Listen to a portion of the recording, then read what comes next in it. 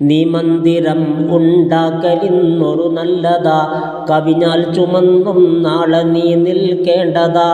ഇതുപോലെ തന്നന സലറിവായത്തുള്ളതാ, സിറാജുൽ മുനീറിൽ നോക്കിയാൽ കാണുന്നതാ.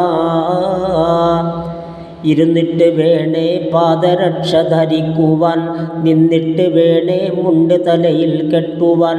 ഷൂ പോലെയുള്ളതിൽ കാലിടല്ലേ തീരെ, തട്ടിക്കുടഞ്ഞിട്ടാകണേ അത് പോരേ.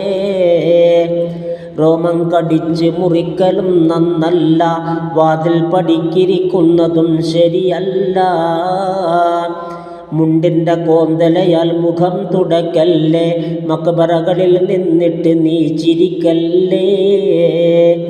കൂസിൻ്റെ വാലിൽ കൂടി നീ കുടിക്കല്ലേ, അതിനുള്ളിലെന്തോ കയറിയാൽ അറിവില്ലേ.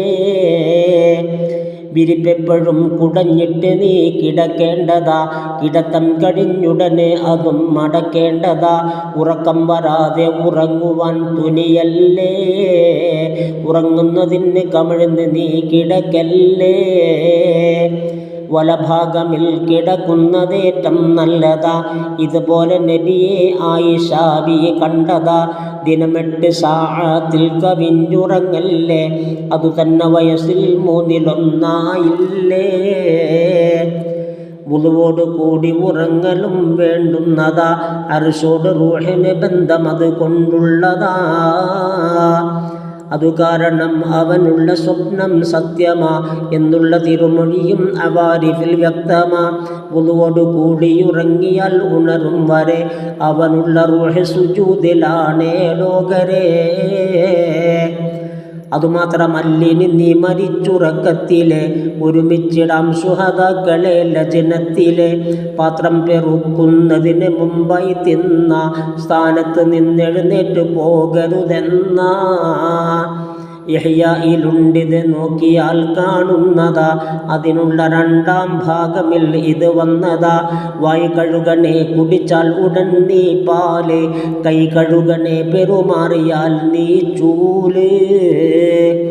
ചോദിച്ചിടണ്ട ലുബ്ധനോട് നീ മാല്, പാലാക്കുവാൻ നീ നോക്കിടണ്ടാക്കീല്.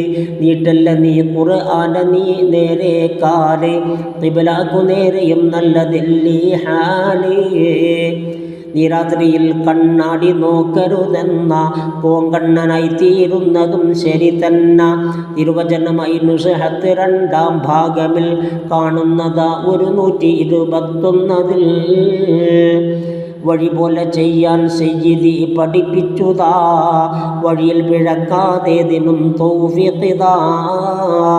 നബിതങ്ങളിൽ ഗുണം ചെയ്യണേ കുടുംബത്തിനും, യാ റബ്ബന അതുപോലെ തന്നെ സ്വഹാബിനും.